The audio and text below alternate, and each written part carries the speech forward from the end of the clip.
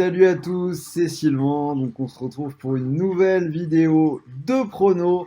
Alors avant toute chose, j'espère que vous aviez regardé ma vidéo sur les pronos de Croatie-France puisque ça a été un perfect. Les trois pronos sont passés, donc la victoire de l'équipe de France à 2-0-2, le but de Kylian Mbappé à 2,53 et les deux équipes qui marquent à 1,72. Donc il y a même une personne qui nous a envoyé son my match ce matin avec ses trois paris, donc c'était une cote à 6, donc plutôt intéressant. Et là donc on part sur une nouvelle vidéo, donc vraiment des matchs, des affiches hyper intéressantes ce week-end.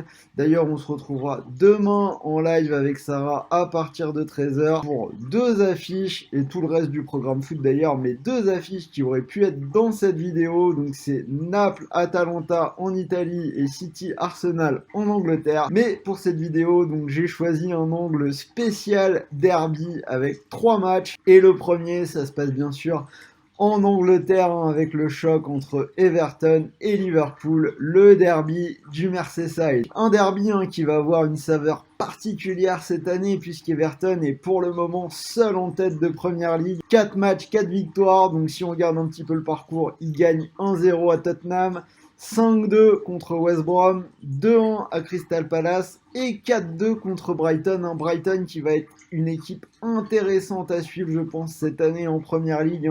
Sous les ordres de Graham Potter, on voit que ça joue vraiment bien. Je vais les regarder un peu plus souvent. C'est une équipe que je vais suivre. Everton, donc, qui a aussi remporté 3 victoires en Coupe de la Ligue.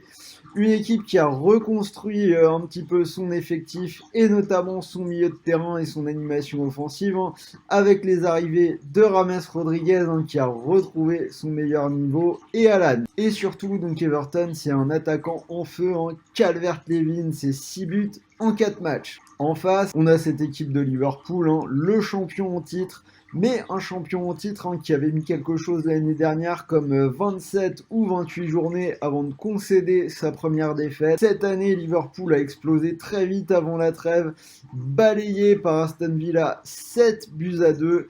Donc une défaite que rien ne pouvait laisser présager en fait, puisque les Reds avaient remporté leurs 3 premiers matchs plutôt de façon intéressante. Ils avaient battu Leeds 4-3, on sait que Leeds ça va être la furia à tous les matchs. Ils avaient battu le nouveau Chelsea des Stars 2-0 et Arsenal 3-1. On avait l'impression que Liverpool était prêt, qu'il dégageait beaucoup de force, beaucoup de confiance. Et au final, on a ce match complètement imprévu contre Aston Villa. J'ai un peu l'impression que ça va être un peu le leitmotiv de cette année avec ce calendrier hyper rapproché et perturbé par le Covid. De temps en temps avoir des explosions comme ça totalement inexpliquées.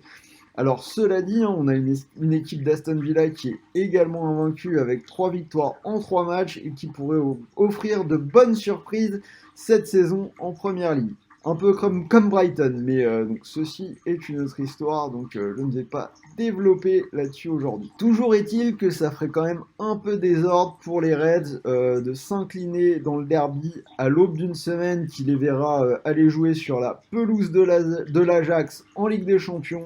Donc Liverpool qui a un groupe pas facile en Ligue des Champions, un groupe qui va être avec de très beaux matchs en perspective, donc l'Ajax, l'Atalanta, Liverpool et Midtjylland. Si on regarde un petit peu l'historique de ce derby, Liverpool n'a gagné qu'une fois en 8 matchs depuis 2012 sur la pelouse d'Everton pour 7 matchs nuls. Et si on regarde, ça a été 0-0 sur les 3 dernières saisons. Alors cela dit, Liverpool qui a du mal à s'imposer, mais en même temps la dernière victoire d'Everton remonte à 2010. Donc un match qui est un peu dans la logique même des derbies avec beaucoup de mal à se départager.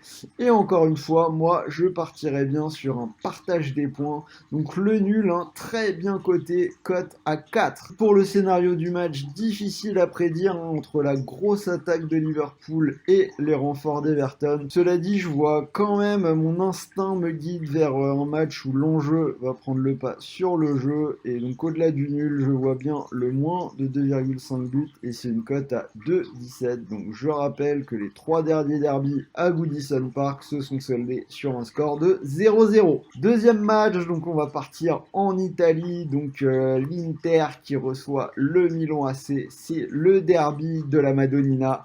Donc les deux équipes milanaises qui font un gros début de saison. L'Inter qui a remporté ses 2 premiers matchs contre la Fio 4-3, où les interistes ont fait basculer la rencontre dans les toutes dernières minutes. Et victoire 5-2 contre Benevento, avant de revenir avec un bon match nul un partout d'un déplacement sur la pelouse de la Lazio. Alors en face, le Milan AC qui est en tête avec 3 victoires en 3 matchs, donc des victoires contre Bologne 2-0, contre Crotone 2-0 et contre Spezia 3-0. 3 victoires sans encaisser, mais avec 2 matchs face à des promus, donc on peut pas dire que cette équipe du Milan AC a vraiment été testée donc sur ce début de saison 2020-2021. On a quand même face à nous une équipe qui est sur la lancée du restart, puisque les Milanais sont invaincus depuis le restart, avec des victoires contre la Roma, la Lazio ou la Juve, et des nuls contre Naples ou contre l'Atalanta. Alors donc si ils ont fini très fort la saison dernière, c'est ce derby qui sera un révélateur pour évaluer un petit peu ce qu'on peut attendre de la saison du Milan AC. Alors moi je suis plutôt optimiste pour eux, surtout qu'ils ont...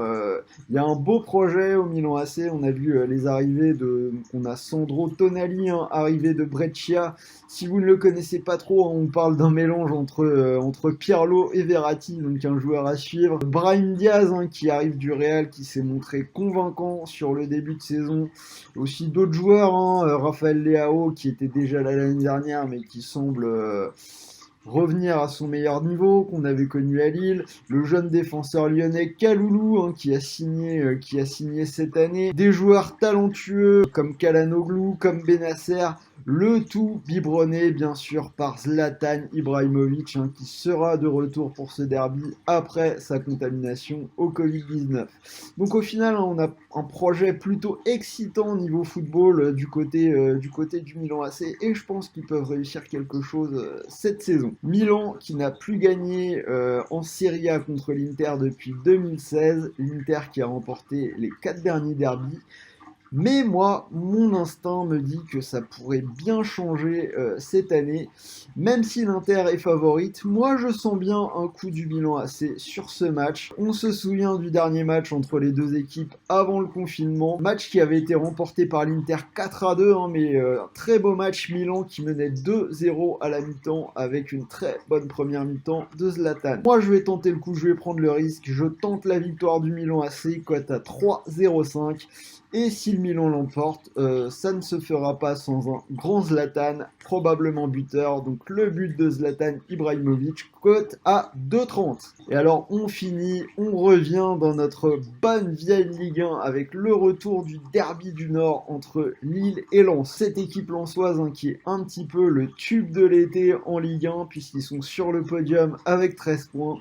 Cela dit, les Lillois ne sont pas en reste, puisque les hommes de Christophe Galtier sont deuxièmes avec 14 points, à égalité en tête du championnat en fait avec Rennes. Des Lillois qui sont très solides, 4 victoires et 2 nuls.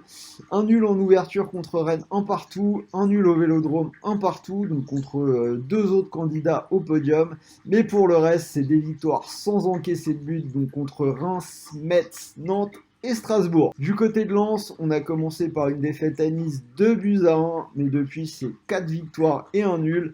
Donc des victoires contre Paris, Lorient et Bordeaux, un nul à Nîmes, un partout et une victoire contre Saint-Étienne 2-0. Donc une équipe de Lens qui se repose avant tout sur son triangle offensif. Le meneur de jeu Kakuta qui est placé derrière le duo d'attaque Ganago et Sotoka. Alors petit problème, Ganago s'est fait une entorse contre Saint-Étienne et est sorti blessé. Enfin quand je dis s'est fait une entorse, Pour être plus exact, on lui a fait une entorse qui a valu un carton rouge au Stéphanois Kolo Djedzak. C'est une absence qui va peser lourd, hein, puisque sur les 10 buts marqués par Lens en Ligue 1 cette saison, Ganago, ça représente 4 buts et 3 pénaltys provoqués. Donc c'est quand même assez énorme. Donc à voir, on pourrait voir pour le remplacer Kalimwendo, hein, le jeune fraîchement arrivé du Paris Saint-Germain. Si on regarde un petit peu les choses, Lens va être privé de sa meilleure arme offensive, donc Ganago.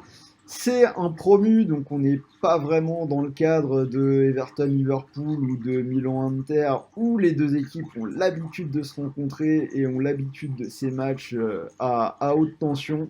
Là, le derby du Nord n'a pas eu lieu depuis 5 ans et il n'y a aucun joueur des deux équipes qui en a déjà joué un. Dans ce cadre, j'ai envie de dire que les Lillois ont plus d'expérience, plus de talent et sont quand même mieux armés pour gérer un petit peu l'enjeu et la pression de ce match. Donc je vais partir sur une victoire de Lille, cote 1,85. Si l'un de ces paris vous intéresse, donc vous pouvez profiter d'un bonus d'inscription sur TheBet, le plus gros bonus du marché jusqu'à 150 €. Donc un premier pari remboursé de 100 € et 50 € supplémentaires à aller chercher sur vos mises suivantes. Par exemple, vous pouvez miser sur le match nul entre Everton et Liverpool.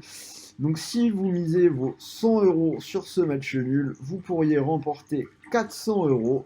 Et donc s'il n'y a pas de match nul et que le pari est perdant, vous récupérez vos 100 € de free bet et vous pouvez continuer de jouer et comme je l'ai dit, aller récupérer 50 € supplémentaires sur vos mises suivantes. Donc voilà, c'était Sylvain, j'espère que cette vidéo vous a plu, hein.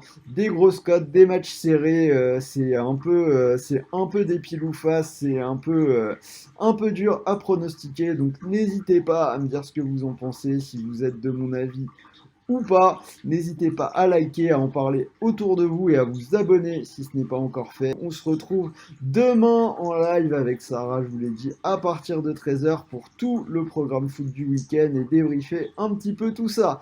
Allez, bon match, bonne journée et à très vite les gars.